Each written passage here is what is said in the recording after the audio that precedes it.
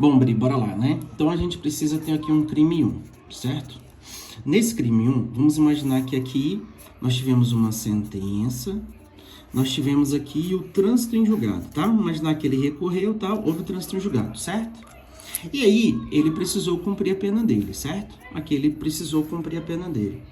E aí, depois dele ter cumprido a pena dele, passa-se 5 anos, ele volta a ser primário. Beleza? Agora, quando é que ele vai ser considerado reincidente? Ele vai ser reincidente se ele praticar um crime aqui, ó, nesse intervalo aqui. Se ele praticar o crime 2 aqui, quando ele for condenado por esse crime 2, ele é considerado reincidente, certo? Então, para ele ser considerado reincidente, ele tem que praticar o crime 2 aqui. Se ele pratica o crime 2 aqui, ó, se ele pratica o crime 2 aqui, mais ou menos, ele é considerado o quê? Primário? Ele é considerado primário, ok? Só que aí tem um detalhe, isso aqui é reincidência, certo? Isso aqui é reincidência. Agora, o que seria, então, maus antecedentes, tá?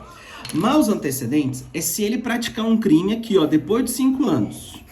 Depois dos 5 anos, ele praticou o crime 2.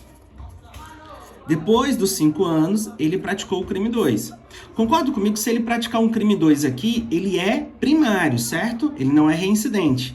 Mas apesar dele ser primário, ele terá o quê, por favor? Maus antecedentes. Ou seja, a antecedência dele, o passado dele é ruim. Embora ele não seja o quê? Reincidente, ele tem maus antecedentes. Beleza?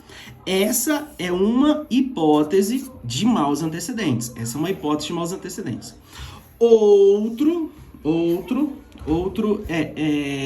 Outra hipótese de maus antecedentes seria ele praticar um crime aqui, tá? Ele praticou um crime aqui, crime 2 aqui, sei lá, né? E ele veio a ser condenado aqui, ó. Aqui, ó. Condenado após o trânsito em julgado. Após esse trânsito em julgado aqui, ó. Concorda comigo que ele não é reincidente, certo? Porque ele praticou o crime aqui atrás, ó. Se ele pratica o crime aqui, ele é primário, certo? Só que se a condenação desse segundo crime vier após o trânsito em julgado, embora ele não seja reincidente, a jurisprudência entende que ele tem maus antecedentes. Então, olha que as hipóteses de maus antecedentes são bem restritas. Por isso que meras ações penais, meros inquéritos penais, não traz a ideia de maus antecedentes. Não traz, tá? Tem até súmula a respeito disso. Não.